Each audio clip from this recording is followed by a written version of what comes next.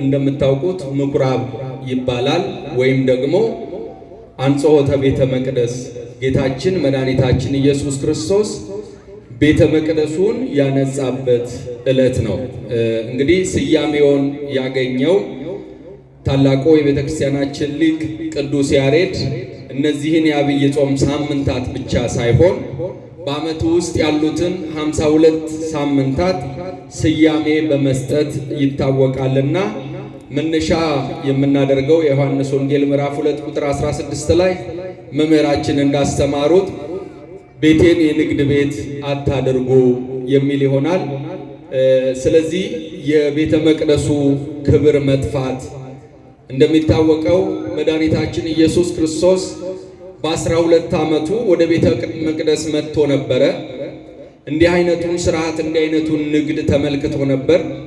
ነገር ግን ያለ ጊዜው ምንም ማድረግ ስለማይችል ሁሉን በጊዜው ውብ አድርጎ የሚሰራ አምላክ ስለሆነ በዚህኛው ወደ ኢየሩሳሌም በሄደ ጊዜ ግን ቤቱን የንግድ ቤት ሆኖ ባገኘው ጊዜ ጅራፍ አነሳ ነው የሚለው እና ጅራፍ ያስነሳበት ምክንያቱ ምንድነው ስንል የቤተ መቅደሱ ክብር መጥፋት ቤቴ የጸሎት ቤት ትባላለች ብሎ እንዲሁ እንደተናገረ በማቴዎስ ወንጌል ምዕራፍ 21 ላይ የቤተ መቅደሱ ክብር ጠፍቶ ባየ ጊዜ ይሄ ቤት የአባቴ ቤት የጸሎት ቤት ትባላለች አለ። እንደምታውቁት የአባታችን ቤት ብሎ አይደለም የተናገረው። ምክንያቱም ለእርሱ የባህሪ አባቱ ስለሆነ ለኛ ደግሞ የጸጋ አባታችን ስለሆነ እግዚአብሔር የአባታችን ቤት ቤተ መቅደሱ ክብሩ በመጥፋቱ ምክንያት አምላካችን ኢየሱስ ክርስቶስ ቤቱን ለማጽዳት እንደተገደደ እናያለን።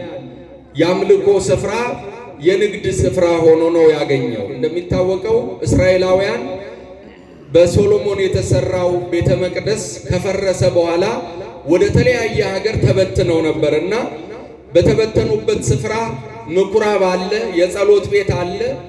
የነቢያቱ መጽሐፍ መዝሙራቱ ጸሎት የሚያደርሱበት ስፍራ አላቸው። ነገር ግን መስዋዕት የሚያቀርቡበት የኃጢአት ማስተስሪያ መስዋዕት የሚያቀርቡበት ስፍራ አልነበረም። ስለዚህ በዓመት አንድ ጊዜ በያሉበት በተበተኑበት ስፍራ መጥተው ምን ያደርጋሉ? ለኃጢአታቸው መስዋዕት ያቀርባሉ። በዚያ ምክንያት በቤተ መቅደሱ ስፍራ ለኃጢአት ማስተስሪያ መስዋዕት የሚሆነው የብሉይ ኪዳኑ መስዋዕት እንደሚታወቀው በሬው፣ በጉ፣ ዋኖሶቹ፣ ርግቦቹ፣ ፍየሎቹ በዚያ ስፍራ ነበሩና አንዳንዶች ካሉበት ስፍራ ለእግዚአብሔር ዓይኑ ያልታወረው ጸጉሩ ያልከረረው እንዲህ አይነቱን መስዋዕት አዘጋጅተው ሲመጡ በዚህ ስፍራ ላይ ንግድ በርክቶ ነበርና ለምንድነው እንዲህ አይነቱን መስዋዕት ለእግዚአብሔር የምታቀርቡት? ስለዚህ ምንድነው ይሄ ለእግዚአብሔር አይሆንም፣ ምን ማድረግ እንችላለን? ምን ማድረግ አለብን? ሲሉ ከኛ ጋር አለ፣ ገንዘብ ጨምራችሁ መውሰድ ትችላላችሁ ብለው እንዲህ አይነት ስራ ይሰሩ ነበርና ይሄ አልተገባ ስራ ስለነበር አምላካችን ኢየሱስ ክርስቶስ የአባቴ ቤት የጸሎት ስፍራ ነው፣ የአምልኮ ስፍራ ነው፣ እናንተ ግን ንግድ ስፍራ አደረጋችሁት ብሎ ሊገስጻቸው ችሏል ማለት ነውና የክብረ ቤተ ክርስቲያን መቀነስ የታየበት ስለሆነ አምላካችን ኢየሱስ ክርስቶስ በምኩራብ ዕለት ወደ ቤተ መቅደሱ ገብቶ ቤተ መቅደሱን አንጽቶታል ወይም ደግሞ አጽድቶታል ማለት ነው። የፋሲካ በዓል ሁላችን እንደምናውቅ በኦሪት ዘጸአት ምዕራፍ 12 ላይ ታሪኩ የተመሰረተ ነው።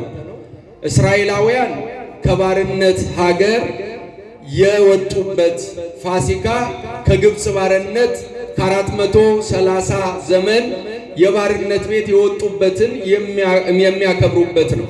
ትርጉሙ ያው ማለፍ መሻገር ነው። ከግብፅ ባርነት መውጣታቸውን የሚያከብሩበት በዓል ነውና ከተለያየ ቦታ ይመጣሉ። ስለዚህ ወንጌላዊው ቅዱስ ዮሐንስ በምዕራፍ 2 ቁጥር 16 እንደሚነግረን የአይሁድ ፋሲካ ቀርቦ ነበር፣ ኢየሱስ ክርስቶስም በቤተ መቅደሱ ተገኘ ብሎ እንዳለ ይህንን ከግብፅ ባርነት መውጣታቸውን እያወሱ የሚያከብሩት ታላቅ በዓል ነበረ። ለኔና ለናንተ ይሄ ፋሲካ ምን አይነት ትርጉም አለው ብለን ስናይ እንግዲህ ጌታችን አምላካችን ኢየሱስ ክርስቶስ ስለ ሰው ልጆች ያደረገውን ድህነት የምናይበት ነው። የፋሲካውን በዓል እስራኤላውያን ከባርነት ቤት የወጡበትን ሲያከብሩ እኔና እናንተ ደግሞ ከዲያብሎስ ግዞት ነፃ የወጣንበት የባርነታችን ቀንበር የተሰበረበት ነፃ የወጣንበት ነውና ይሄንን ዕለት የምናከብረው የኛ ፋሲካ ይሄ እንደሆነ እንረዳለን ማለት ነው። ክብረ ቤተ መቅደሱ ደብተራ ኦሪት የመገናኛው ድንኳን በተለያየ ጊዜ እግዚአብሔር ራሱ ቤተ መቅደሱ እንደሚያስፈልግ አሁን ባለንበት ዘመን ቤተ መቅደሱ እኮ አልፏል፣ አሁን አያስፈልግም